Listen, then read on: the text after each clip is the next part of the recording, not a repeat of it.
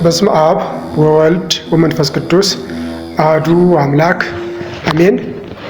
እስከ ሰዓት ብቻ ተጠብቀን አባቶቻችን አምላክ የሰሩት ጌታ ልዑል እግዚአብሔር ዛሬም ዘወትርም እስከ ዘላለም የተመሰገነ ይሁን። ልጆች እንደምን ሰነበታችሁ?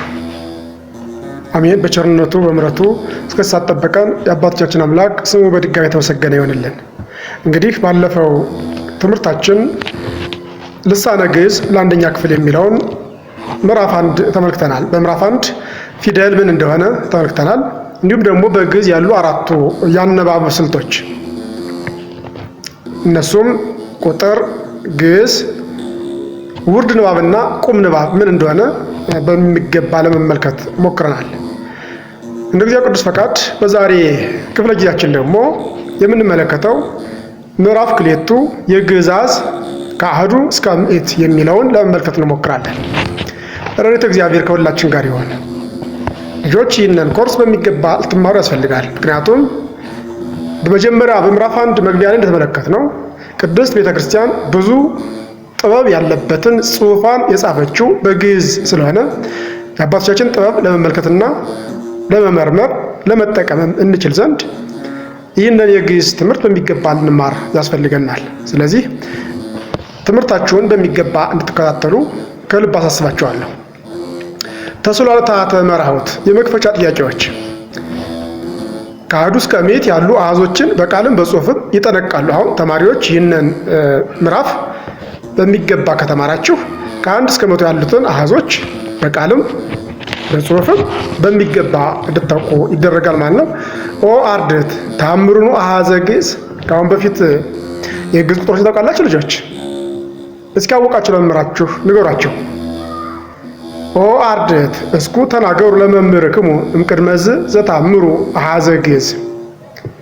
ጥሩ ልጆች፣ ከዚህ በፊት የምታውቃቸውን የግዕዝ ቁጥሮችን ለመምህራችሁ ትነግሯቸው ዘንድ አሳስባቸዋለሁ። በጣም ጥሩ ልጆች፣ እንግዲህ ይህንን የግዕዝ አሃዝን የመማር ዓላማው ምንድን ነው ብለን ስንመለከት ልጆች ይህን ምዕራፍ ሲያጠናቅቁ የግዕዝ ቁጥሮችን ይለያሉ፣ ይጽፋሉ፣ ይናገራሉ ማለት ነው። በጣም ጥሩ። የግዕዝ አሃዝ ከአሐዱ እስከ ምዕት ይህንን ነው የምንማረው በዚህ ምዕራፍ። ከዚያ በፊት ዘግዕዝ አሃዝ እምአሐዱ እስከ 10ቱ ያሉትን ቁጥሮች ለመመልከት እንሞክራለን ማለት ነው። እምአሐዱ እስከ 10ቱ እንግዲህ በዚህ ሰንጠረዥ ላይ እንደምትመለከቱት የግዕዝ ቁጥሮች በአሃዝ አሉ፣ የግዕዝ ቁጥሮች በፊደል፣ የአረበኛ ቁጥሮች እንዲሁም ደግሞ በአማርኛ ፊደል የቁጥሩ ስም አለ ማለት ነው። እንግዲህ ዜሮ ወይም ደግሞ አልቦ ይባላል። ዜሮ፣ አልቦ፣ የአረበኛ ቁጥሩ ዜሮ ምልክት ይህን ይመስላል። ዜሮ በአማርኛ ፊደል ዜሮ ተብሏል ማለት ነው። 1 አሐዱ፣ 2 ክልኤቱ፣ 3 ሰለስቱ፣ 4 አርባዕቱ፣ 5 አምስቱ፣ 6 ስድስቱ፣ 7 ሰባቱ፣ 8 ሰመንቱ፣ 9 ተስዓቱ፣ 10 አሰርቱ ተብለው እንደሚጠሩ ልናውቅ ያስፈልገናል። በግዕዝ እንደዚህ ተብለው ይጠራሉ። በጣም ጥሩ ልጆች፣ ዘግዕዝ አሃዝ እምስራ እስከ ምዕት ያሉትን ደግሞ አሁን እንመለከታለን ማለት ነው። 20 እስራ ይባላል። 30 30፣ 40 40፣ 50 50፣ 60 60 ወይም 60 ይባላል። 70 70 ይባላል። 80 80፣ 90 ተሳ ይባላል። 100 ምዕት ይባላል ማለት ነው። ምዕት ይባላል። ልጆች እነዚህን በሚገባ ልታውቁ ያስፈልጋቸዋል። ቁጥሮቹ ቅርጻቸው ምን እንደሚመስል ንባባቸው ምን እንደሆነ በሚገባ ልታውቁ ያስፈልጋቸዋል ማለት ነው። በጣም ጥሩ። ምልማደ አሐዱ ልጆች ይህን ካወቃችሁ እንግዲህ መልመጃ 1 እሱን እንሰራለን አብረን።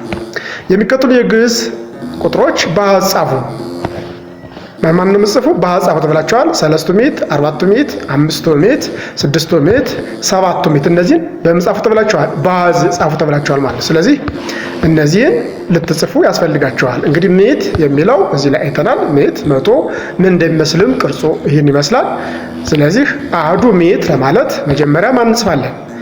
እችን አሐዱንና 100ን በአንድ ላይ እንጽፋቸዋለን ማለት ነው። አሐዱ ምዕት ይሆናል ማለት ነው። ክልኤቱ ምዕት ከሆነ ደግሞ ክልኤቱንና ምዕትን በአንድ ላይ እንጽፋለን። እችን ክልኤቱንና ምዕት የሚለውን እችን መቶን በግዕዝ እንጽፋለን። 4ቱ ምዕት፣ 5ቱ ምዕት፣ 6ቱ ምዕት፣ 7ቱ ምዕት የሚለውን እንደዚህ እያደረግን መጻፍ በቀላሉ እንችላለን ማለት ልጆች። ምልማድ ክልኤቱ ከ1 እስከ 10 ያሉትን ቃላት ደጋግማችሁ በቃላችሁ ካላችሁ በኋላ በጽሁፍ ለመምህራችሁ አሳዩ።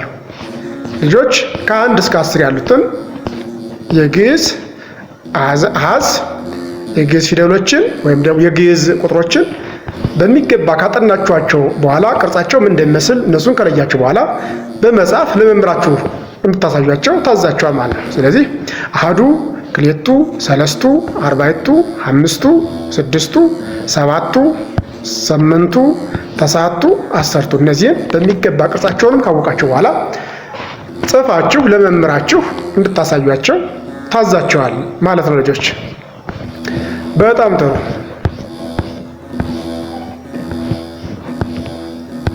ከሚከተሉት አሃዛት ውስጥ 20 ቁጥርን የሚያመለክተው የትኛው ነው?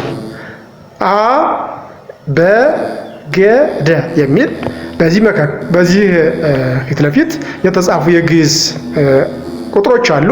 የትኛው ነው ልጆች? 20 ቁጥር የሚያመለክተው የትኛው ነው? ገ የሚለው ላይ የተጻፈው 20 ቁጥርን ያመለክታል ማለት ነው። የት ላይ ተነዋል? እዚህ ላይ እስራ 30 40 50 60 70 80 ተሳ ምዕት ብለን ባስቀመጥነው መሰረት 20 ቁጥርን የሚያመለክተው የትኛው ነው? ገ ላይ የተጻፈው እንደሆነ ከተናገራችሁ በትክክል መልሳችኋል። ልጆች ከዚህ በታች ያሉትን የግዕዝ ቁጥሮች በግዕዝና በአማርኛ ጻፏቸው። ይህ ማን ነው? አሃዱ 1 ነው። ሰለስቱ 3፣ አርባዕቱ 4፣ አምስቱ 5፣ ስድስቱ 6፣ ሰባቱ 7፣ ስምንቱ 8፣ ተስዓቱ 9፣ አሰርቱ 10 ብላችሁ ከተናገራችሁ ጎበዞች ናቸው ልጆች። ከዚህ በታች ያሉትን የግዕዝ ቁጥሮች በግዕዝ ጻፏቸው። አሁን ደግሞ ንባባቸውን በግዕዝ እንድትጽፉ ተጠይቃችኋል ማለት ነው። ይሄኛው ማን ነው? እስራ 30 40 50 60 70 80 ተሳ ምዕት ካላችሁ ጎበዞች ናቸው። የት እናገኘዋለን? ከላይ እንደተማርናቸው እዚህ ላይ የተጻፉት ናቸው ማለት ነው። እስራ አለ 30 40 50 60 70 80 ተሳ ምዕት። በዚህ መሰረት ከሰራችሁ በትክክል ሰርታችሁታል ማለት ልጆች። በጣም ጥሩ። ዘግዕዝ አሃዝ እም 10ቱ እስከ 10ቱ ወተስዓቱ ያሉትን ደግሞ እንመለከታለን። አሁን እም 10ቱ እስከ 10ቱ ወተስዓቱ ያለውን እንመለከታለን ማለት ነው። እዚህ ላይ አሁን ሰንጠረዡ እንደምትመለከቱት የግዕዝ ቁጥሮች በአሃዝ አሉ፣ የግዕዝ ቁጥሮች በፊደል አሉ፣ እንዲሁም ደግሞ የአረበኛ ቁጥር አለ፣ በአማርኛ ፊደሉ አለ ማለት ነው። ይሄኛውን 10ቱ ይባላል። 10ቱ ይባላል። 10ቱ 10 ማለት ነው። 10ቱ አሐዱ 11፣ 10ቱ ወክልኤቱ 12፣ 10ቱ ወሰለስቱ 13፣ 10ቱ ወአርባዕቱ 14፣ 10ቱ ወአምስቱ 15፣ 10ቱ ወስድስቱ 16፣ 10ቱ ወሰባቱ 17፣ 10ቱ ወስምንቱ 18፣ 10ቱ ወተስዓቱ 19 ብለን እንደዚህ አድርገን ማንበብ እንችላለን ማለት ልጆች። ስለዚህ ደጋግማችሁ ይህን በማጥናት ለወደፊቱም መለማመድ ያስፈልጋቸዋል። አሁን ደግሞ ዘግዕዝ ከእስራ እስከ እስራ ወተስዓቱ ያሉትን ለመመልከት እንሞክራለን። አሁንም እዚህ ላይ እስራ አለ። እስራ 20 ነው። እስራ ወአሐዱ 21፣ እስራ ወክልኤቱ 22፣ እስራ ወሰለስቱ 23፣ እስራ ወአርባዕቱ 24፣ እስራ ወአምስቱ 25፣ እስራ ወስድስቱ 26፣ እስራ ወሰባቱ 27፣ እስራ ወስምንቱ 28፣ እስራ ወተስዓቱ 29 ነው ማለት ነው። ጎበዝ ልጆች። ከዚህ ቀጥሎ የምንመለከተው ደግሞ የግዕዝ ከ30 እስከ 30 ወተስዓቱ ያሉትን እንመለከታለን። እዚህ ላይ 30 አለ። 30 ወአሐዱ 31፣ 30 ወክልኤቱ 32፣ 30 ወሰለስቱ 33፣ 30 ወአርባዕቱ 34፣ 30 ወአምስቱ 35፣ 30 ወስድስቱ 36፣ 30 ወሰባቱ 37፣ 30 ወስምንቱ 38፣ 30 ወተስዓቱ 39 ይሆናል ማለት ነው። የግዕዝ ከ40 እስከ 40 ወተሳቱ ያሉትን ደግሞ በቀጣይ ስንመለከት 40 አለ 40 ዋህዱ 41 40 ወክሌቱ 42 40 ወሰለስቱ 43 40 ወአርባቱ 44 40 ወአምስቱ 45 40 ወስድስቱ 46 40 ወሰባቱ 47 40 ወስምንቱ 48 40 ወተሳቱ 49 ይሆናል ማለት ነው። ዘግዕዛዝ እም50 እስከ 50 ወተሳቱ ያሉት ስንመለከት ደግሞ 50 አለ 50 ዋህዱ 51 50 ወክሌቱ 52 50 ወሰለስቱ 53 50 ወአርባቱ 54 50 ወአምስቱ 55 50 ወስድስቱ 56 50 ወሰባቱ 57 50 ወስምንቱ 58 50 ወተሳቱ 59 ይሆናል ማለት ነው። ከዚህ ቀጥለን ደግሞ ከ60 እስከ 60 ወተሳቱ ያሉትን ለመመልከት እንሞክራለን። እዚህ 60 አለ 60 ዋህዱ 61 60 ወክሌቱ 62 60 ወሰለስቱ 63 60 ወአርባቱ 64 60 ወአምስቱ 65 60 ወስድስቱ 66 60 ወሰባቱ 67 60 ወስምንቱ 68 60 ወተሳቱ 69 ይሆናል ማለት ልጆች። በጣም ጥሩ ልጆች ጎበዞች። ቀጥለን 70 እስከ 70 ወተሳቱ ያሉትን እንመለከታለን። 70 ነው 70 ዋህዱ 71 70 ወክሌቱ 72 70 ወሰለስቱ 73 70 ወአርባቱ 74 70 ወአምስቱ 75 70 ወስድስቱ 76 70 ወሰባቱ 77 70 ወስምንቱ 78 70 ወተሳቱ 79 ይሆናል ማለት ነው። የግዕዛዝ ከ80 እስከ 80 ዋህዱ ወተሳቱ ያለው ስንመለከት ደግሞ 80 አለ 80 ዋህዱ 81 80 ወክሌቱ 82 80 ወሰለስቱ 83 80 ወአርባቱ 84 80 ወአምስቱ 85 80 ወስድስቱ 86 80 ወሰባቱ 87 80 ወስምንቱ 88 80 ወተሳቱ 89 ይሆናል ማለት ነው።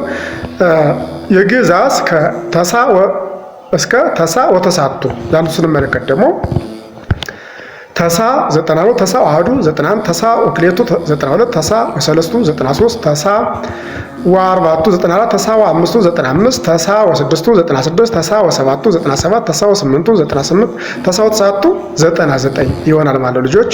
በዚህ መሰረት ከ1 እስከ 100 ያሉትን የግዕዛዞች በሚገባ እንደዛ አድርገን በማጥናት መማር ማወቅ እንችላለን ማለት ነው።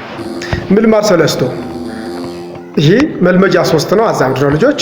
አስተዛምዱ ለተጽፉ በውስተ ክፍለ ፊደል አ ለተጽፉ በውስተ ክፍለ ፊደል በ በአስር ያሉትን በስር ከተጻፉት ጋር አዛምዱ ተብላችኋል ልጆች።